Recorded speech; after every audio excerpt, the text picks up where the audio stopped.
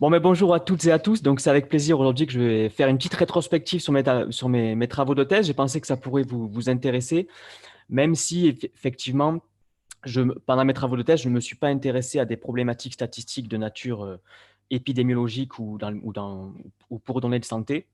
Mais je pense que ça peut quand même intéresser certains d'entre vous. Alors, c'est des travaux qui s'intitulent du coup. Enfin, on a pas, enfin, je me suis intéressé à des méthodes de régularisation par construction de composantes que j'appelle des composantes supervisées dans le cadre des modèles linéaires généralisés à effet aléatoire. Et ce sont des travaux que j'ai réalisés pendant ma thèse à Montpellier, sous la supervision de Catherine Trottier et de Xavier Brie. Alors, le cadre général qui nous intéressait, ce sont en fait des méthodes très générales de régression, dans lesquelles il s'agit d'expliquer un ensemble de réponses Y, ici, au moyen d'un ensemble de covariables X. Vous voyez ma souris, au fait, ou pas, juste pour savoir? OK. Alors, mais quand on a un modèle conceptuel assez flou, on a tendance à avoir tendance à inclure un grand nombre de variables explicatives dans cette matrice X. Et quand on met en œuvre le processus d'estimation, du coup, il peut s'avérer qu'on peut rencontrer des coefficients instables. Et dans des cas extrêmes, si on est dans un cas de grande dimension où le nombre de covariables dépasse le nombre d'observations, si on observe des multicollinéarités strictes, on peut bien sûr rencontrer des singularités dans le processus d'estimation. Donc ça, c'est ce qu'on rencontre classiquement dans un cas de grande dimension. Et pour contrecarrer ce problème, on est obligé de mettre en place ce qu'on appelle une régularisation du modèle. Et ce que j'entends, moi, par régularisation, c'est le fait d'introduire dans le processus d'estimation un ou des critères additionnels en supplément du critère usuel de qualité d'ajustement qui permet en fait de résoudre un problème qui était initialement mal posé ou, disons, de prévenir, d'éviter un surajustement. Alors moi, je me suis intéressé aux méthodes de régularisation dans le cadre des GLM. Donc là, on peut les catégoriser en deux grandes. Il y a deux grandes catégories de méthodes, disons. Les méthodes à base de pénalités, donc on retrouve ici la régression Ridge, la régression Lasso et l'élastic-net qui fait un compromis des deux et qui a été étendu au GLM par Friedman et al. En 2010. Et il y a aussi les méthodes à base de composantes. Donc, on retrouve classiquement l'ACP, l'APLS qui a été étendue au GLM par Marx en 96, et aussi ce qu'on appelle les composantes supervisées, donc qui a été proposé, donc là, c'est par mon directeur de thèse et certains de ses co-auteurs, et qui s'appelle la régression linéaire généralisée sur composantes supervisées. Donc ça, c'est un ensemble de méthodes dans le cadre des GLM. Et moi, je me suis intéressé aussi, dans ma thèse, en fait, au GLM, mais avec des effets aléatoires, donc les modèles linéaires généralisés mixtes. Et dans ce cadre-là, les méthodes de régularisation disponibles étaient à l'époque beaucoup plus rares, puisqu'en fait, il en existait essentiellement deux. La régression Ridge pour des données gaussiennes et la régression Lasso, donc là, dans un cadre plus généralisé, euh, donc en fait, dans toute la classe des modèles linéaires généralisés à effet aléatoire. Et moi, mon travail, ça a été d'étendre, du coup, pendant mes travaux de thèse, d'étendre la régression linéaire généralisée sur composantes supervisées, mais dans un cadre beaucoup plus large de modèles linéaires généralisés à effet aléatoire. Voilà. Alors, je vais quand même revenir quelques instants sur les méthodes à base de pénalités pour vous expliquer pourquoi on ne les a pas retenues dans mes travaux de thèse, finalement. Donc, je vous rappellerai ici que les méthodes à pénalité, ça consiste en fait à pénaliser la log vraisemblance par une certaine norme impliquant les coefficients de régression. Donc, si je choisis la norme Lasso, en fait, je vais rétrécir les coefficients vers 0, mais vu la tête de la tête de la boule unité ici, eh bien, en fait, il va y avoir un certain nombre de coefficients qui vont être mis exactement à 0, ce qui explique que le lasso est utilisé surtout pour des questions de sélection de variables. La régression ridge ici, ça va se contenter de rétrécir les coefficients vers 0, mais sans forcément réduire les coefficients à exactement 0. Donc, ce qui permet, entre autres, de réduire la variance de l'estimateur obtenu. Et nous avons aussi la régression élastique-net, qui est en fait un compromis des deux et qui permet en fait surtout de faire de la sélection de variables dans un cas de grande dimension. Alors, moi, je n'ai pas retenu ces méthodes à pénalité, tout simplement parce que moi, mon cadre d'intérêt, je considérais en fait un grand nombre de variables hautement corrélées, mais qui sont vues comme des proxys de phénomènes latents qu'il s'agit de retrouver et d'interpréter. Donc, quand on a ce cadre-là, on ne peut pas se contenter de faire de la régression, de la sélection de variables, parce que quand on a, par exemple, quand on considère un groupe de variables extrêmement corrélées, pourquoi en choisir une plutôt qu'une autre? Et la régression Ridge, ici, n'est pas suffisante parce qu'elle ne permet pas d'explorer les structures multidimensionnelles des variables explicatives. Donc, on s'est plutôt tourné vers des méthodes à base de construction de composantes. Alors, pour rappel, les composantes, ce sont tout simplement des variables synthétiques, ici, qui prennent la forme de combinaisons linéaires des variables initiales. Et ces combinaisons linéaires, donc ces coefficients UH, là, c'est les coefficients des combinaisons linéaires construites, ils sont toujours obtenus en maximisant un certain critère sur des contraintes de normes. Ici, la norme des coefficients doit être égale à 1.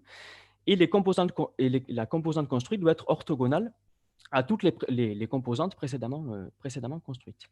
Alors, le critère à maximiser dépend de la méthode choisie. Par exemple, pour l'ACP, le critère en question, c'est tout simplement la variance de la composante, ce qui permet de tenir compte de l'information contenue dans la matrice des variables explicatives grand X. Mais par contre, la construction de cette composante ne tient pas en compte du lien entre les variables explicatives grand X et la variable réponse Y. C'est pourquoi la régression PLS a été proposée. Et là, le critère, il prend la forme d'un compromis équilibré, si vous voulez, entre la variance de la composante et un critère de qualité d'ajustement que j'ai écrit sous cette forme-là, mais bon, peu importe. Donc, c'est un compromis équilibré qui tient compte d'une part de l'information dans X, parce que j'ai une partie du critère en fait, qui est la variance de la composante, et du lien entre X et Y avec la qualité d'ajustement. Alors, nous, on s'est posé la question au début de mes travaux de thèse, mais pourquoi cette régression PLS fait un compromis équilibré finalement? Pourquoi on ne se permettrait pas de flexibiliser le compromis, vous voyez ici, en proposant un critère qui flexibilise au moyen d'un paramètre S. Vous voyez, ce paramètre S, ça serait un paramètre de compromis qui serait réglé en fonction des données, qui varierait entre 0 et 1, et qui ferait du coup le compromis entre la variance de la composante et la qualité d'ajustement. Alors, on s'est posé cette question-là, et on a même décidé d'aller un petit peu plus loin, si vous voulez, en remplaçant le critère usuel de variance de la composante par un critère plus subtil, en fait, qu'on appelle la pertinence structurelle, et qui est définie, qui prend cette forme-là, donc il y a une forme un peu subtile. En fait, c'est une moyenne généralisée des corrélations carrées entre la composante XU et les variables explicatives XJ. Alors, c'est un peu difficile, mais vous voyez, ce critère de pertinence structurelle, il fait intervenir un paramètre L, qui est en fait un paramètre de résolution, ou on pourrait appeler ça un paramètre de localité. Et je vais essayer de vous l'expliquer sur un exemple très simple où j'ai 4 variables explicatives, x1, x2, x3, x4, comme vous le voyez ici sur le petit schéma. Alors, ce schéma, en fait, il représente la valeur de la pertinence structurelle pour différentes valeurs de L. Vous voyez, L égale 1, 2, 3 jusqu'à 50 ici. Mais la subtilité, c'est que c'est en coordonnées polaires. Alors, regardez, je vais vous expliquer brièvement. Si vous regardez, par exemple, la petite cacahuète ici pour L égale 1, eh bien, la valeur, la pertinence structurelle de la composante F que j'ai dessinée ici, vous voyez, eh bien, en fait, la valeur, c'est exactement la distance entre l'origine ici et ce point-là qui intersecte la courbe et la composante. Vous voyez? Donc, on peut calculer du coup la valeur de la pertinence structurelle pour cette composante pour L égale 1 ici, L égale 2 là, L égale 10 ici, 50, etc. Alors, le but de tout ça, c'est d'essayer de vous montrer le nombre de directions de pertinence structurelle maximale pour différentes valeurs de L. Alors, vous voyez, par exemple, si je me concentre sur L égale 1, ici, ben, je vois que j'ai qu'une seule direction de pertinence structurelle optimale, qui est cette direction rouge que j'ai tracée, ici. Donc, dans ce cas-là, ces 4 variables explicatives-là, elles sont vues comme un unique faisceau de variables. Vous voyez, j'ai une unique direction de pertinence structurelle maximale, Et du coup, voilà, ces variables-là sont vues comme un unique faisceau. Maintenant, si j'augmente un petit peu la valeur de L, donc si vous voulez, je vais agrandir la résolution du problème, je vais affiner la résolution du problème. Et par exemple, pour L égale 4, je n'ai plus une seule direction de pertinence structurelle maximale, mais j'en ai deux, qui sont les deux directions bleues pardon, que j'ai dessinées ici. D'accord? Donc, dans ce cas-là, pour L égale 4, ces quatre variables, elles ne sont plus vues comme un seul faisceau, mais comme deux faisceaux comportant chacun deux variables explicatives. Vous voyez? Et si j'augmente encore la pertinence structurelle jusqu'à L égale 50, par exemple, là, chaque covariable constitue son propre faisceau. Voilà. Donc, j'espère vous avoir fait sentir un peu le fait que ce paramètre L permet un peu de plonger dans cette matrice de variables explicatives afin d'essayer de trouver, selon les données, la bonne résolution du problème. Alors, je vais vous expliquer sur un exemple très simple l'importance de ce paramètre L. Vous voyez, donc là, je vais vraiment je considère un exemple élémentaire, vous voyez, où j'ai une variable réponse gaussienne à prédire, d'accord, au moyen d'un ensemble de variables explicatives grand X qui sont divisées en trois faisceaux. Le premier faisceau, c'est un gros faisceau de 10 variables, mais qui ne joue aucun rôle explicatif pour ma réponse Y. Et après, j'ai deux faisceaux de variables explicatives plus petits, mais qui conjointement prédisent Y. D'accord? Et maintenant, je vais comparer avec une petite application Shiny que j'avais préparée. Je vais essayer de comparer les régressions sur composante principale, les régressions sur composante PLS et la régression sur composante supervisée que j'ai mise en œuvre. Alors, je vais peut-être repartager l'écran ici. Vous voyez l'écran ici, normalement? Ouais? OK. Donc, vous voyez, sur l'exemple que je vous ai expliqué ici, si je mets en œuvre, donc là, vous voyez ici, si je mets en œuvre la régression sur composante PLS, qu'est-ce qui se passe? Alors, je ne vous cache rien, le threshold, je mets à 0, je vous montre toutes les variables. Mais qu'est-ce qui se passe? La première composante, si vous voulez, elle ne détecte pas qu'il y a deux faisceaux. Elle amalgame les deux faisceaux en un seul faisceau, si vous voulez, de variables, parce que la régression sur composante PLS, elle agit comme ça. Ça veut dire qu'elle cherche vraiment la combinaison linéaire qui va expliquer au mieux la réponse. Et ici, malgré qu'il y ait deux faisceaux bien séparés, elle les amalgame et du coup, pour moi, c'est assez néfaste en termes d'interprétation. D'accord? Et enfin, pour la régression PLS, la deuxième composante, elle s'aligne sur le faisceau de bruit parce qu'il est quand même assez important en termes enfin, il a une variance assez importante, ce faisceau, et du coup, la deuxième composante PLS s'aligne quasiment sur ce faisceau de bruit. Si je mets en œuvre, par contre, l'ACP, alors ici, je mets en œuvre l'ACP parce que j'ai un paramètre S qui est égal à 1 et un paramètre L qui est égal à 1. Et si je pose S égale 1, L égale 1, je retombe, enfin ma méthode, disons, retombe sur l'ACP. Et ici, qu'est-ce qu'on s'aperçoit? On s'aperçoit que la première composante, comme c'est celle de variance maximale, elle s'aligne sur le faisceau de bruit, sur le faisceau de nuisance. Et la deuxième composante, elle ne permet pas du tout d'expliquer la variable réponse Y parce qu'elle passe exactement au milieu des deux faisceaux explicatifs.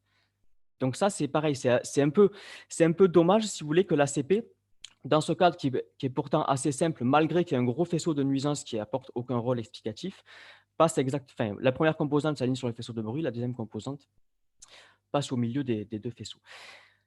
Et c'est en jouant sur le paramètre de localité, justement, sur ce paramètre L, si je fais bouger ce paramètre L, et bien là, au bout d'un moment, je réussis à faire apparaître, si vous voulez, les deux faisceaux explicatifs, ce qui veut dire que la première composante va réussir à s'aligner sur le premier faisceau explicatif et la deuxième composante sur le deuxième faisceau explicatif. Ouais. Donc voilà un petit peu l'intérêt de ce paramètre de localité. Ça permet en fait d'affiner, d'essayer de trouver la bonne résolution du problème en évitant de se préoccuper de variables explicatives qui n'ont pas d'intérêt a priori pour prédire ma réponse Y. Alors, je vais repartager ceci. Donc voilà un petit peu comment a débuté mes travaux de thèse. C'était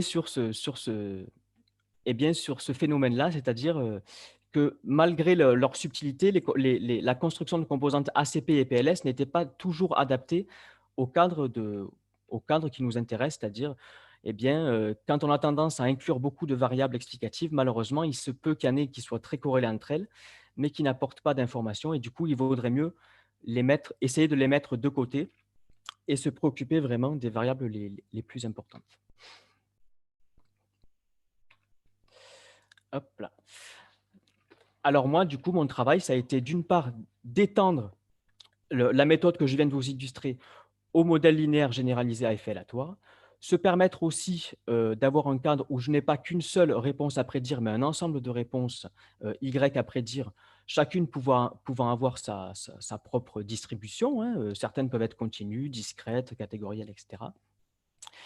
Et aussi pouvoir inclure des variables que j'appellerais des variables additionnelles, ou on pourrait appeler aussi dans le cas des données épidémiologiques, par exemple, on pourrait dire, on peut aussi inclure des facteurs de confusion comme le sexe, l'âge, etc.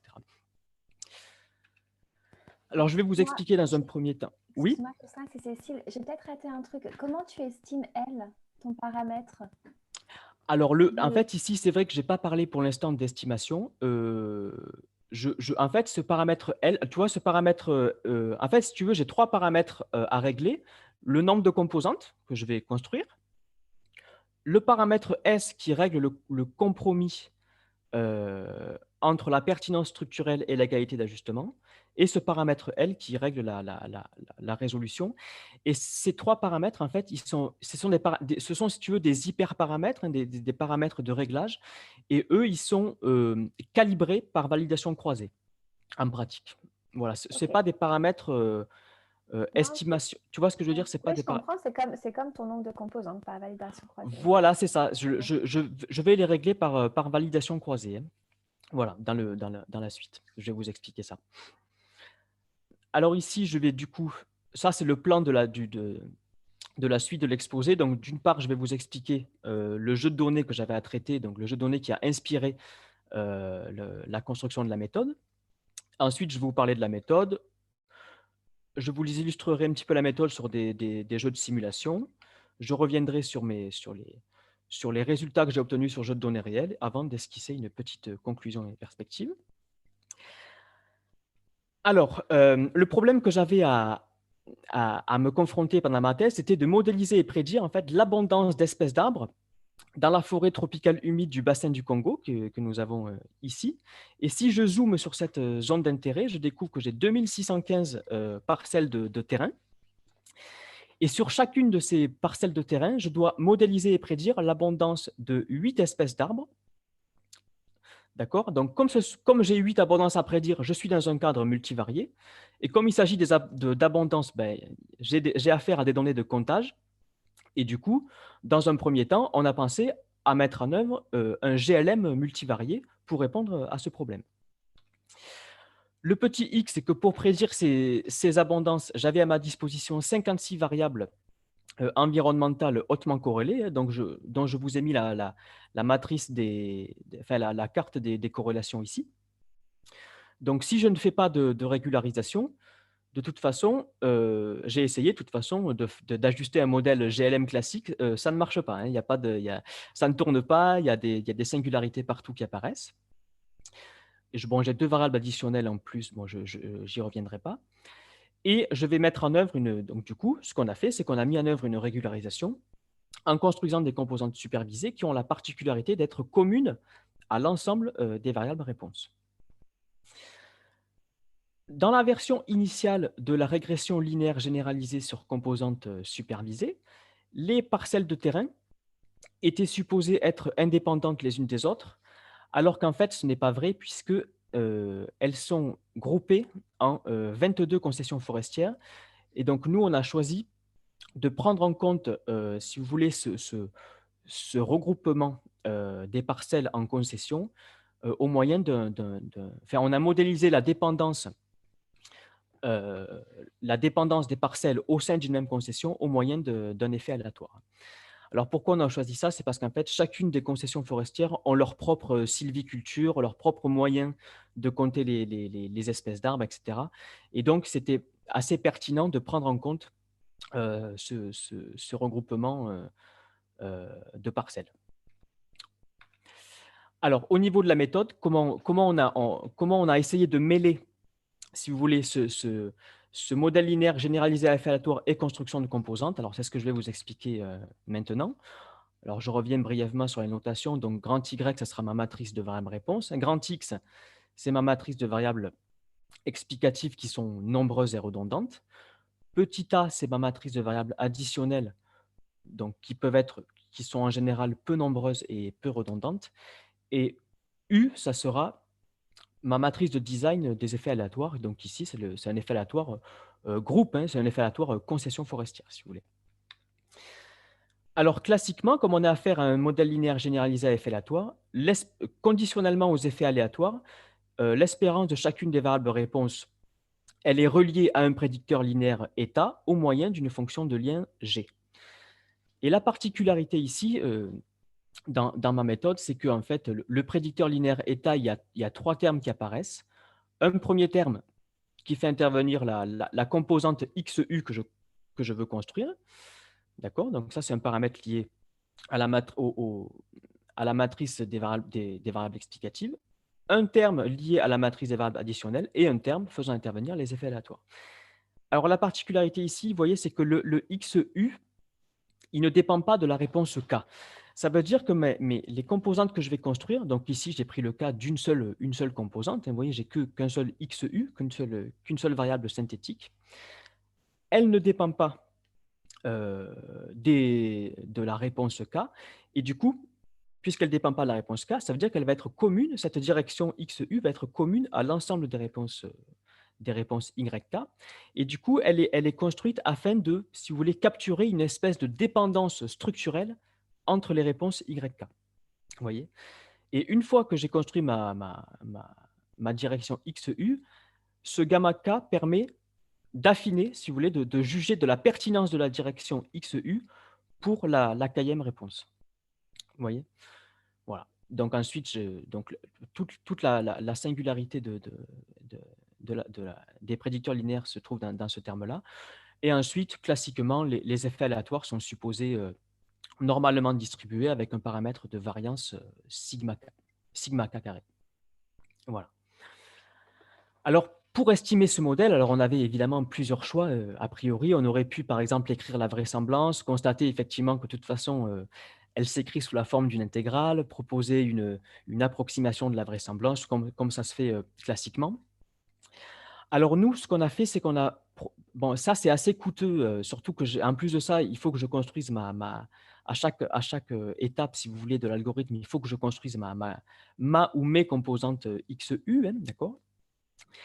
Alors nous, on s'est plutôt penché sur un algorithme, sur une méthode moins coûteuse, en fait, hein, qui est basée sur une linéarisation itérative du modèle, qui est inspirée en fait, de l'algorithme des scores de Fisher dans le cadre des GLM classiques. Vous voyez, je ne sais pas si vous vous rappelez, mais dans les GLM classiques, une méthode classique, c'est l'algorithme des scores de Fisher, aussi connu sur l'algorithme Iterative Reweighted Least Square, et ça consiste en fait à linéariser le modèle et estimer de manière itérative jusqu'à convergence.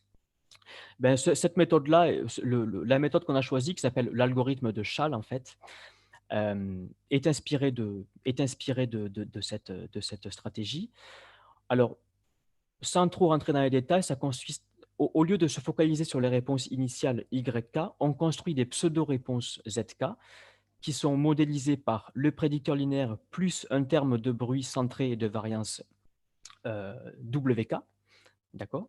Et une fois que j'ai linéarisé le modèle, ensuite, il faut que j'estime de manière itérative les paramètres du modèle. Le petit hic dans cette histoire, c'est que le U, mon loading, mon vecteur U, je dois l'estimer, et le paramètre gamma K, les paramètres gamma K, je dois les estimer ici aussi. Et du coup, j'ai un produit dans mon modèle linéarisé. En fait, il n'est pas linéaire parce que j'ai un produit U gamma K.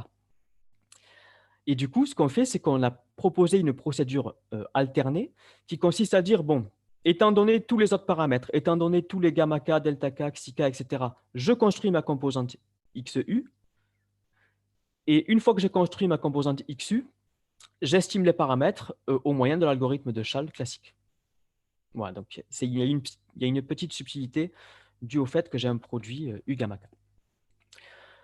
Alors l'étape 2, elle est facile parce qu'une fois que j'ai construit ma composante XU, alors là j'ai mis cette slide à titre informatif, mais c'est juste pour vous expliquer qu'une fois que j'ai construit ma composante XU, l'algorithme de Shal induit ce système-là, et du coup, ça me permet d'estimer mes paramètres gamma k, delta k, xi k, et de mettre à jour mes composantes de la variance. Donc ça, c'est assez classique. Je n'y reviendrai pas plus en détail. Le plus dur, c'est de construire ma composante XU, qui est l'étape 1 en fait. Et je vous rappelle que ça consiste en fait, cette composante XU, elle est construite en maximisant un critère, donc un critère de compromis entre pertinence structurelle et qualité d'ajustement. La pertinence structurelle, elle est mesurée en fait par la somme de la norme de la projection des pseudo-réponses sur le sous-espace engendré par la composante et les variables additionnelles. Donc ça, c'est ce que ça veut dire, ce terme-là. D'accord? Et la pertinence structurelle est mesurée comme je vous l'ai expliqué au départ, au moyen de cette fonction phi ici qui dépend d'un paramètre de localité ou un paramètre de résolution petit l. Donc voilà un petit peu si vous voulez, le critère que je dois maximiser afin de construire mon loadings vector U, toujours sous contrainte de norme unité, hein, voilà ici. Donc voilà un petit peu les grandes lignes de la méthode, hein. Et je vais vous illustrer maintenant cette méthode sur un jeu de simulation que j'avais construit. Donc imaginez que j'ai deux variables de réponse à prédire. Et pour expliquer ces deux variables réponses, j'ai une trentaine de variables explicatives, donc qui sont divisées un petit peu comme tout à l'heure en un grand faisceau qui ne joue aucun rôle explicatif et deux faisceaux plus petits. Donc le premier faisceau ici, vous voyez, le faisceau que j'appelle X1, il prédit uniquement la variable réponse Y1, et le faisceau X2 prédit uniquement la variable réponse Y2. Et là, pour vous expliquer, donc, au sein de chaque faisceau de variables, vous voyez, au sein de chacun des trois faisceaux, je vais régler la corrélation entre les variables explicatives au moyen d'un paramètre taux, ici, qui varie entre 0,1 et 0,9. Donc, si vous voulez, plus taux est important, plus les variables au sein de chacun des faisceaux sont corrélées. Et comme je suis dans un modèle linéaire généralisé à effet aléatoire, je considère que j'ai 10 groupes d'observations, et dans chacun des 10 groupes, chacun des groupes, j'ai 10 observations. Voilà. Alors, dans un premier temps, je considère un modèle gaussien, en fait, où mes deux variables réponses suivent un modèle linéaire, un modèle linéaire mixte, en fait, hein, sans le côté généralisé. Tout ça pourquoi? Pour pouvoir comparer aux méthodes existantes, surtout à la méthode Ridge ici, qui a été proposée en 2011, et aussi à la méthode Lasso, qui, elle, permet une généralisation. Alors, ce tableau ici, qu'est-ce qu'il veut dire? Il veut dire que, alors, vous voyez, j'ai fait une centaine de simulations pour chacun des valeurs, pour chacun des paramètres taux ici, hein. Et donc, le premier tableau, il résume les paramètres de réglage obtenus par Lasso, Ridge et ma méthode qui s'appelle Mixed SCGLR pour plusieurs valeurs de corrélation de taux. Alors là, ce qu'on observe, si vous voulez, c'est que pour le Lasso et pour le Ridge, plus la corrélation entre les variables augmente, plus le paramètre, les paramètres de réglage optimisés par validation croisée augmentent. Pourquoi? Mais parce que le Ridge et Lasso, si vous voulez, ils souffrent un petit peu de ces corrélations, et du coup, ils augmentent le paramètre de pénalité afin de gérer au mieux les corrélations entre les variables explicatives qui sont rencontrées par chacune de ces méthodes. Donc là, vous voyez, c'est assez clair, hein. Plus la corrélation augmente, plus les pénalités lasso et Ridge augmentent. Pour la méthode mixte SCGLR, on observe la méthode avec le paramètre S, qui, je vous rappelle, gère le compromis entre la pertinence structurelle et la qualité d'ajustement. Ben là, ce qu'on observe, c'est que plus les corrélations entre les variables explicatives augmentent, plus mon paramètre S tend vers 1, se rapproche de 1, parce qu'on accorde plus d'importance à la pertinence structurelle qu'à la qualité d'ajustement dans ce cas. D'accord? Et enfin, du coup, mon nombre de composantes optimales, donc au début, les faisceaux sont très dispersés, parce que taux égale à 0,1, bon, mais les variables sont quasiment indépendantes, et du coup, je trouve qu'il me faut quand même 25 composantes pour capter, pour capter la bonne dimension du problème. Et enfin, quand taux est égal à 0,9, les faisceaux sont tellement étroits que je me compte que 2 composantes suffisent suffisent à capter suffisent à capter la bonne dimension du problème. D'ailleurs, il n'y a que 2 composantes utiles ici, hein. Je vous rappelle que le premier faisceau, il prédit rien. J'ai qu'un seul faisceau qui prédit Y1, un seul faisceau qui prédit Y2, donc le nombre de composantes optimales, c'est censé être 2. Voilà. Et enfin, le deuxième tableau ici, pour chacun des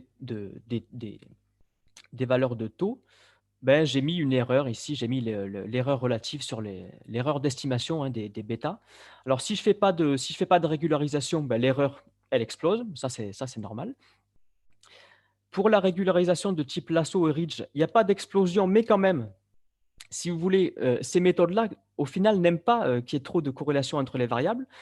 Alors, elles essayent de compenser ça avec leurs paramètres de régularisation, ça c'est vrai, mais l'erreur d'estimation augmente quand même, sans exploser, hein, elles augmentent. Et moi, ce qui se passe avec ma méthode, c'est qu'au lieu de souffrir de ces corrélations, j'ai l'impression qu'on en tire un peu, au contraire, on en tire profit, on se base sur ces corrélations pour construire nos composantes, et du coup, au lieu de voir l'erreur augmenter, ben en fait, c'est assez, bon, ça peut paraître curieux, mais on voit l'erreur diminuer, mais c'est normal parce que nous, voilà, la méthode est faite pour se baser sur des structures,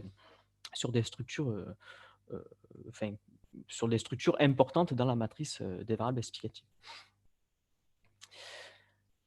Alors, ce n'est pas bien sûr le seul avantage de la méthode mixte STGLR, c'est qu'en fait, l'avantage aussi, c'est qu'on peut visualiser, si vous voulez, les composantes construites et s'apercevoir, par exemple, ici, la première composante s'aligne sur le premier faisceau qui permet d'expliquer la variable Y1. Donc, vous voyez, ici, c'est assez clair, hein. Donc, on voit très bien que la variable Y1 est expliquée uniquement par le faisceau grand X, que j'avais appelé grand X1, et la variable, la réponse Y2 est expliquée uniquement par le faisceau Y2. Voyez. Et ici, si je pousse jusqu'à la troisième composante, je vois que ma troisième composante s'aligne sur le faisceau de bruit, en fait, malgré que ce soit le faisceau de variance maximale, hein. Vous voyez ici, ici, sur le côté, vous avez le pourcentage d'inertie, hein, capté par le faisceau, malgré le fait que le faisceau de bruit soit celui qui est l'inertie la plus importante, on ne le capte qu'en troisième position, et alors que les 2 premières composantes se focalisent vraiment sur les faisceaux qui permettent d'expliquer les variables réponses.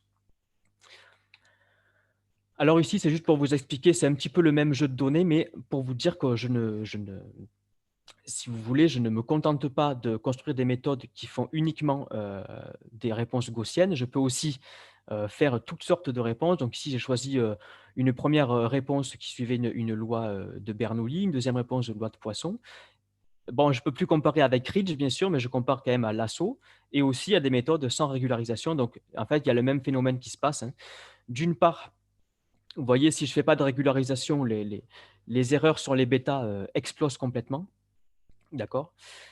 Le lasso, pareil que tout à l'heure, il n'explose pas, mais les erreurs augmentent quand même. Et avec la méthode que j'ai proposée, l'avantage qu'on a, c'est que les erreurs ont tendance à diminuer avec les corrélations que j'observe dans la matrice des variables explicatives. Voilà. Et là, on a à peu près les mêmes schémas, à part que les faisceaux sont bien sûr plus resserrés, hein. D'accord? Donc en particulier sur le plan, 1-3, on voit toujours que Y1 est expliqué par le premier faisceau et Y2 par le deuxième faisceau. Alors, je vais maintenant passer aux résultats sur le jeu de données réel, hein.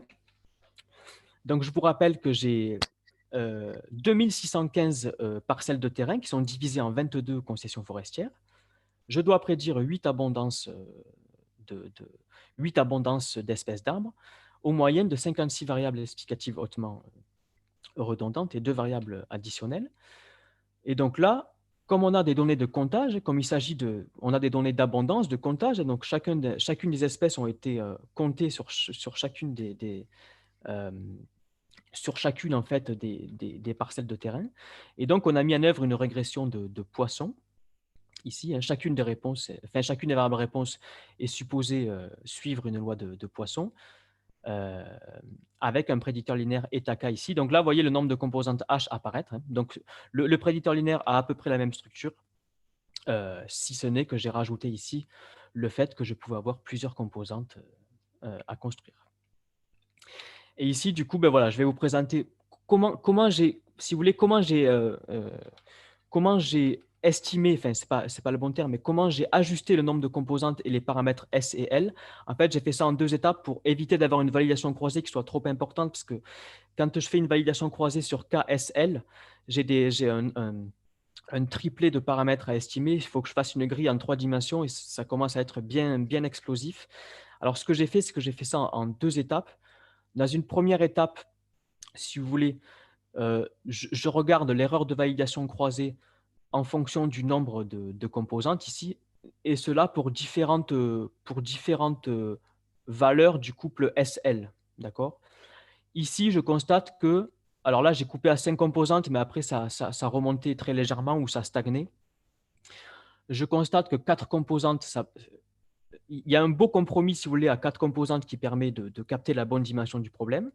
Et donc, dans une deuxième étape, j'ai affiné le réglage des paramètres S et L en fixant le nombre de composantes optimales à 4. Vous voyez?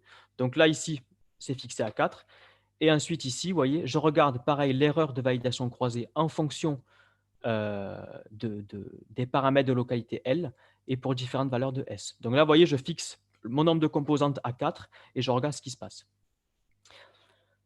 Et ce qui se passe en fait ici, c'est que, vous voyez, pour des très petites valeurs de S, ben, je ne tiens pas du tout compte de la structure de mes variables explicatives, enfin pas du tout ou très peu compte.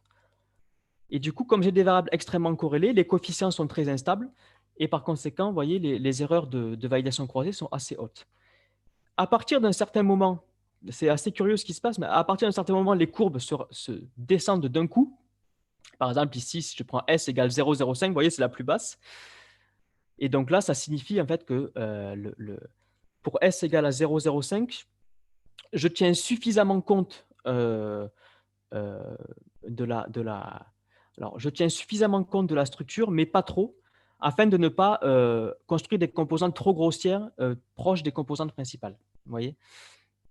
Voilà, donc pour L égale à 3, je crois ici, je trouve que c'est l'optimum, hein. OK. Et enfin, pour les valeurs de S trop grandes, en fait, les composantes construites sont assez proches des composantes principales. Et du coup, on ne tient plus assez compte de la variable réponse. Et par conséquent, les erreurs de validation croisée remontent, en fait. Elles ont tendance à remonter. Et une fois que j'ai construit, du coup, ce H, enfin, une fois que j'ai calibré ce H, cette valeur de composante H, S et L, ben ensuite, pareil, je peux obtenir ici, vous voyez, des plans de composantes qui permettent de faciliter l'interprétation du modèle. Bon, alors ici, c'est vrai que je ne peux pas trop… Alors, ce que je peux dire ici, par exemple, vous voyez, ce qu'on voit, même si… voilà, ce qu'on voit ici, c'est que la première composante s'aligne sur des variables liées à la pluviométrie, hein, sur ces différentes parcelles. Et ces variables-là permettent de bien… Cette composante-là, pardon, cette première composante-là, permet une bonne modélisation de certaines espèces, hein, vous voyez, la première, la deuxième, la sixième et la cinquième. Vous voyez. Et par contre, la deuxième composante, elle, vous voyez, c'est là où le paramètre L joue, c'est-à-dire qu'elle s'aligne sur un petit faisceau de variables, en fait, il y a très peu de variables pour expliquer cette composante. C'est lié à la variable altitude et la pluviométrie annuelle, vous voyez. Donc, voilà, c'est beaucoup plus, disons, étroit, un faisceau sans avoir beaucoup de variables à l'intérieur, et qui permet du coup une bonne modélisation aussi de certaines espèces. Et enfin, voilà, la troisième composante, elle s'aligne sur une partie des variables qu'on appelle EVI, qui sont obtenues par télédétection. Donc, elles sont des variables plus corrélées, voilà, plus corrélées, qui permettent une bonne modélisation des dernières réponses ici. Voilà, et donc du coup, avec ce truc-là, ça c'est juste pour vous montrer qu'avec la construction de ces composantes-là, j'ai une bonne capacité pour reconstruire les vraies cartes d'abondance. Donc là, par exemple, j'ai pris une espèce au hasard dans les 8 espèces que j'avais ici. Et ça, c'est les prédictions obtenues par validation croisée. Donc, la méthode, si vous voulez, permet de bien reconstruire les vraies cartes d'abondance dans cette région du monde. Donc voilà, je passe maintenant à la petite conclusion. Donc, je ne sais pas si j'ai été bavard ou pas. Ouais, peut-être, je ne sais pas. Donc, ce que je voulais vous raconter, voilà, c'était vous présenter la méthode qui s'appelle la régression linéaire généralisée sur composantes supervisées. Donc, mixte, c'est pour appliquer au modèle à effet aléatoire, hein. Et donc, je trouve que c'est un bon compromis, si vous voulez, entre GL2M multivarié, parce que j'ai quand même plusieurs réponses, et régularisation par construction de composantes. Alors, il faut savoir que cette méthode, du coup, comme je vous l'ai montré sur un jeu de simulation et en données réelles, permet de construire des diagnostics graphiques, hein, notamment des plans de composantes, qui permettent de bien juger quelles sont les réponses qui sont expliquées par certains faisceaux de variables explicatives. Et ça permet aussi, bien sûr, de faire ressortir quelles sont les structures à l'intérieur de ces variables explicatives qui permettent d'expliquer les réponses. Alors, comme je vous l'ai montré en simulation, c'est vrai que en général, les estimations sont plus précises tout simplement parce qu'au lieu de souffrir, de ces grosses corrélations au sein des variables explicatives, la méthode a tendance plutôt à en tirer profit.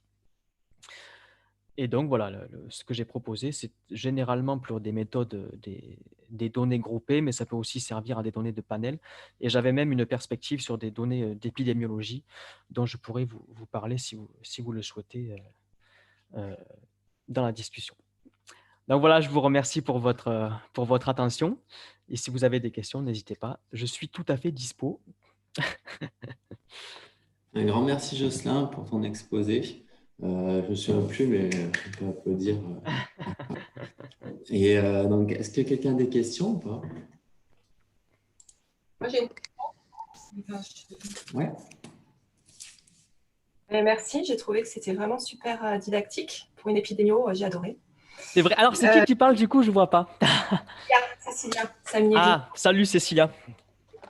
J'ai une question. J'ai souvent des questions un peu globales, moi. Je ne suis pas biostat, mais je me suis demandé si ça marchait bien aussi. J'ai l'impression que dans tes simulations comme dans l'application, les corrélations, la structure de corrélation des groupes de X, X1 et X2, ouais. est particulière. J'ai l'impression qu'il y a des... Enfin, c'est vrai que dans ta simulation, tu fais varier le taux, mais ouais. déjà, le taux, il ne diffère pas entre les deux groupes de variables. Et je me suis demandé à quel point les X1 étaient liés au X2, ou est-ce qu'il fallait que ce soit des groupes très disjoints pour que la méthode marche bien et améliore les choses par rapport à un jeu de données un peu plus mélangé, où les choses sont beaucoup moins structurées. Ok, non, mais c'est une super question parce qu'en fait, en effet, dans les simulations, si tu veux, alors par exemple, si je remets mes simulations, voilà, ça c'est mon jeu de simulation. C'est vrai que ce que j'ai pas dit, c'est que le taux, il gère les corrélations à l'intérieur de chacun des faisceaux Et en effet, c'est le même taux pour chacun des 3 faisceaux. Ça, c'était pour simplifier un petit peu la, la, la- la simulation. Et les faisceaux entre eux, ils sont indépendants, hein. Ça, c'est vrai que c'est assez important. C'est vrai que j'aurais dû le préciser. Ah oui. Ouais, ils sont indépendants. Ça, c'était pour vérifier, si vous voulez, parce que moi, si tu veux, ce qui m'a énervé avec si tu veux, je sais pas si tu vois, mais j'ai été très perturbé quand j'ai compris la régression PLS au début de ma thèse. Tu sais, avec l'application que j'ai montrée tout à l'heure là. Ce qui m'a énervé, c'est que la régression PLS, t'as vu, elle amalgame les faisceaux alors qu'ils sont disjoints. Et ça m'a obnubilé, si tu veux. Et je ne veux, je ne, si tu- j'ai été un peu perturbé par ça. Je ne veux absolument pas, enfin, je voulais pas que ma méthode, si tu veux, euh, euh, amalgame des faisceaux qui sont disjoints. Du coup, dans mes simulations, j'ai fait des faisceaux disjoints et je voulais que chacune des composantes s'aligne sur. Enfin, tu vois, je voulais essayer de montrer que la méthode permettait de reconstruire les faisceaux qui ont généré les variables réponses. Tu vois ce que je veux dire?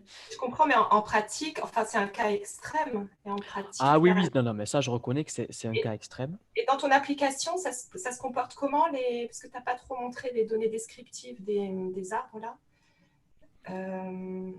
Alors, dans l'application, alors ici, c'est l'application. Alors oui. Alors en fait, pardon, excuse-moi. Alors, c'est vrai que ce que j'ai, voilà. Si tu Ah veux oui. ici, voilà. Alors, ça, c'est vrai que j'ai montré que la carte des corrélations au départ.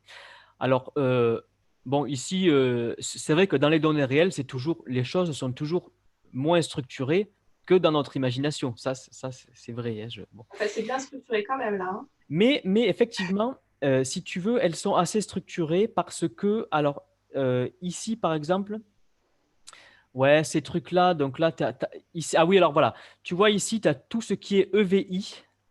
Alors, les EVI, ce sont des variables qui résument l'activité photosynthétique des arbres et qui sont obtenues par télédétection sur plusieurs mois de l'année, tu vois. Janvier, février, enfin voilà.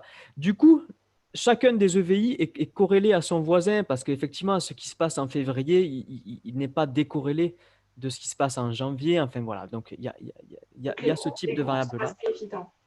Pardon? Les groupes sont assez évidents. Voilà, c'est ça. Effectivement, ici, il y a les EVI pour l'activité photosynthétique. Après, tu as des variables aussi anti-corrélées. Donc, vous voyez, même tu as des variables corrélées ici qui sont liées plutôt aux activités. Enfin, même ici, tu as des activités pluviométriques qui, elles sont liées aussi forcément. Et tu as aussi des variables qui sont ouais, anti-corrélées. Donc, effectivement, les groupes sont assez clairs, mais ils sont pas. Mais tu vois, j'ai pas des corrélations à exactement 0 entre mes groupes. Ça c'est clair, hein. Mais les groupes sont assez séparés, ouais, ça c'est sûr.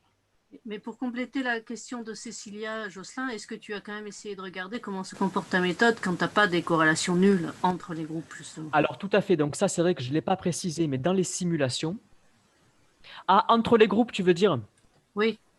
Alors, non, ça, j'ai pas fait. Ça, j'ai pas essayé. Enfin, j'ai pas essayé. J'ai pas montré Si tu veux. Alors, ce que je peux dire dans un premier temps, c'est que, voilà. Tu vois ici, même à l'intérieur, tu vois ici, à l'intérieur de chacun des groupes, à l'intérieur de chacun des faisceaux, ici, j'ai mis une corrélation à 0,1. Tu vois, la méthode, elle marche moins bien. Alors ça, c'est vrai que j'ai oublié de le dire. Alors c'est un oubli et c'est pas pour. Mais clairement, la méthode ici, ma méthode, elle marche moins bien que Ridge et Lasso. Tu vois, au niveau des erreurs d'estimation. Pourquoi elle marche moins bien?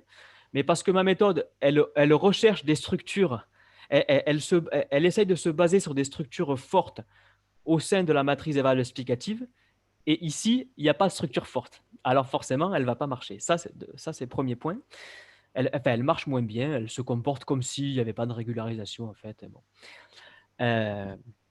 Si par contre, les faisceaux commencent à être corrélés entre eux, là, je vais avoir alors, j'avais essayé, mais j'ai pas montré les résultats ici.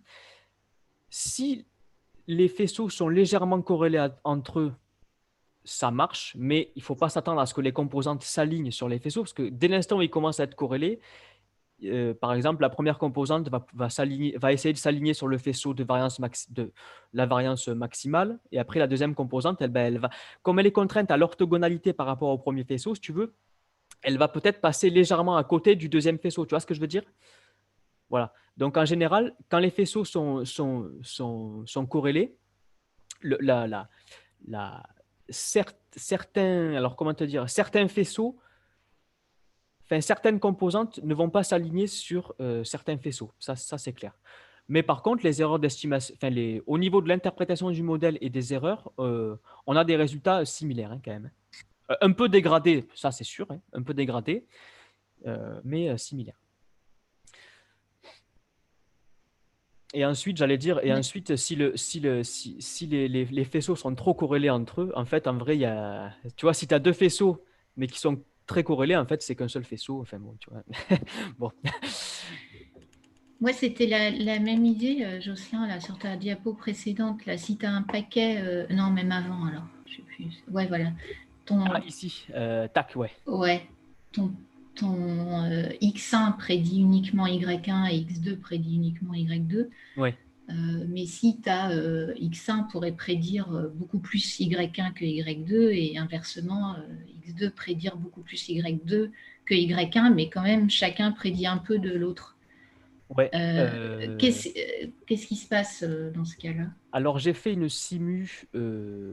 Alors, j'avais essayé de faire une simu, parce que bon, j'ai fait plein de simus, mais tu sais, au bout d'un moment, c'est jamais fini les simus, en fait. Ça, j'ai appris ça. Alors, alors ce qui se passe, si jamais, par exemple, on pourrait imaginer une variable réponse. Enfin, tu vas me dire si c'est ta question, parce que je ne suis pas sûr d'avoir compris. Tu pourrais imaginer une variable réponse qui est prédite conjointement par deux faisceaux, par exemple. Oui. C'est ça que tu veux Oui, avec l'idée, parce que ton idée derrière, j'imagine, c'est qu'il y a quand même un paquet qui explique plus l'une que l'autre avec ton idée de composante. Mais on peut imaginer quand même que c'est pas complètement disjoint dans ce sens-là, pas seulement disjoint. Tout à fait, tout à fait. Ben ça, j'ai fait une simu, je peux te montrer, c'était dans mes conclusions. Alors, j'avais fait une simu même en grande dimension, voilà. Ça, c'est en grande dimension, dans le sens où j'ai plus de variables explicatives que d'observations. D'accord. J'ai 4 variables réponses. Chacune suit sa propre loi. Alors là, je suis allé fort. Là, j'ai fait tout le truc. Allez, une qui est normale, une qui est Bernoulli, binomiale, Poisson. Enfin bon, il y a de tout là-dedans. X0, toujours mon truc toujours mes variables de nuisance qui jouent aucun rôle explicatif. Et là, tu vois, voilà. Y1 est prédit par X1, Y2 par X2, Y3 par X3 et Y4, la particularité, c'est qu'elle est prédite en même temps par X2 et X3, tu vois. Ouais. Donc ça, c'était un cas pour voir ce qui se passe. Et là, alors voilà voilà un peu ce que je trouve. Donc voilà, tu vois, ici, on voit bien ce qui se passe, tu vois. Y1 X prédit par X1, Y2 par X2, Y4 qui passe au milieu des deux faisceaux, et Y3 qui est prédit par X3 ici, tu vois. Et alors, j'ai aussi essayé, parce que là, tu vois, ce qu'on se rend compte, c'est que le Y4, il passe exactement au milieu parce que les coefficients, ils sont égalitaires entre les deux faisceaux. J'ai fait aussi une simu où les coefficients n'étaient pas égalitaires, où le Y4 était beaucoup plus prédit par le premier, par X1, tu vois. En gros, j'ai fait bouger ce Y4 et je retrouvais ce qui se passait. Hein. Il n'y avait pas de problème. Il n'y a pas de problème. Donc, ça marche aussi si bien sûr, certaines variables réponses sont prédites par une combinaison de plusieurs faisceaux, hein, bien sûr. Bien sûr. Oui, c'est Rodolphe, là, donc j'ai levé la main depuis c'est vrai, ça, la Antoine, fin de la présentation. Je suis le seul à être discipliné dans ce groupe-là. Ouais, c'est vrai, c'est vrai. D'abord, je voulais te féliciter pour la pédagogie de ton intervention. Ah ben merci, c'est gentil. J'espère que tu vas faire beaucoup de cours parce que les étudiants vont se régaler. Mais moi, je suis en manque de cours, je vous le dis, je suis en manque de cours. Alors, voilà. Tu es en manque de cours, tu es en manque d'exemples en épidémio, donc on va t'en donner. Hein, on va te donner voilà. des exemples en épidémio, tu vas pouvoir appliquer. j'ai beaucoup de choses potentiellement, on pourrait en rediscuter. Ah, mais grave, ouais. Avec plaisir. Mais juste, tu l'as implémenté dans R ou ça Ouais. Tu l'as dit, j'ai raté l'épisode là. Ouais, j'ai implémenté. Parce qu'en fait, comme j'ai vu que j'étais bavard, j'ai pas présenté tous les trucs. Alors après, ouais, j'ai un package là. Ok. Il y a un package qui s'appelle SCGLR. Donc lui, c'est sans effet aléatoire. Et après, tu as un autre package mixte SCGLR avec effet aléatoire. D'accord. Et comme je vous disais, j'avais même, alors si tu veux, à la fin de la thèse, j'avais commencé à faire une application en épidémio. Donc, ouais, on pourra en discuter aussi. Et il s'agissait, si tu veux, alors je l'ai pas, bon, malheureusement, tu vois, cette application, bon, les données sont arrivées tardivement. Après, j'ai débuté le postdoc. Alors, bon, ben, c'est pas toujours facile de tout mêler. Enfin, voilà, j'ai pas réussi. Et voilà, bon, tant pis. Il s'agissait, si tu veux, de modéliser l'apparition de syndrome dépressif majeur. Bon, déjà, alors, bon, voilà. Donc, ce qui explique aussi, je me suis dit, bon, je suis en fin de thèse, est-ce que je fais ce jeu de données? Je ne suis pas sûr. Bon. Syndrome dépressif majeur, donc ça, c'était ma variable réponse. J'avais une seule variable réponse. Et j'avais plein de variables explicatives, notamment des mesures dans le cerveau, si tu veux. Ils ont fait, par exemple, j'avais, je crois, 500 variables explicatives, tu vois. Par exemple, tu sais, dans différentes aires du cerveau, dans différentes zones, le volume, etc. Donc ça, je pense que ça serait intéressant aussi. Oui, de toute façon, ça va être encore plus intéressant là, parce qu'on risque d'avoir une épidémie de dépression. Mais juste. Oui, voilà, c'est ça. Non, c'est juste que, en fait, si tu veux, il y a.